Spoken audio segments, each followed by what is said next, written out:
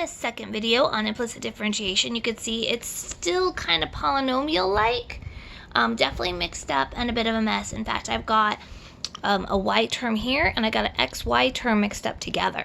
Okay, so we're going to attack this the same way, which is take the derivative with respect to x. So this will be treated normally. This will get tagged with a dy dx. This will also get treated normally, but this one is a sneak attack. This one you actually are going to have to use the product rule on.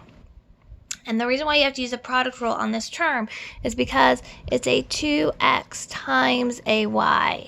Okay, so what I'm going to do is give myself a little bit of space so that you can see how this is going to work.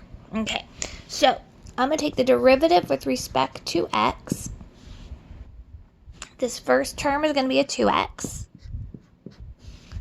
This second term is 12y squared, but it's a y and not an x, so dy dx equals. Okay, when I have an xy term together, I have to use product rule. The 2 you could put with any piece. I usually put it with the x.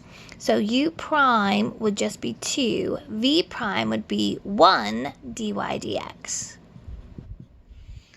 Okay, so let's cross multiply. I'd get a 2x dy dx plus 2y, and then I still have to take the derivative of this last piece, so the derivative of negative x is negative 1. Alright, so that is my derivative. I need to solve it for dy dx. So I want to get all the terms with a dy dx on one side and everything without one on the other. So we'll move the 2x this way and this one this way. Okay, so I'd have 12y squared dy dx minus 2x dy dx. So I've moved this guy to the other side.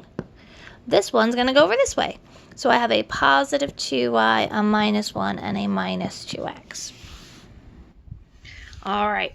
Now, this technique we're going to use next is used quite a bit in pre-calculus courses.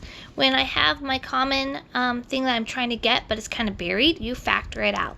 So I'm going to factor out a dy dx.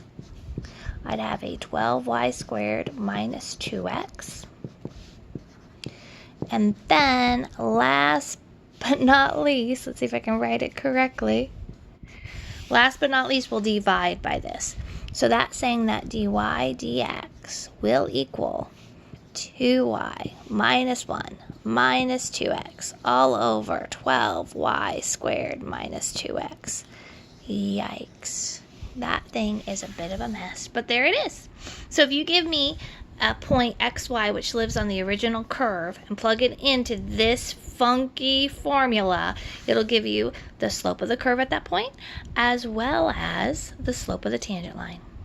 All right, so that's our second example. Be careful of the hidden product rule.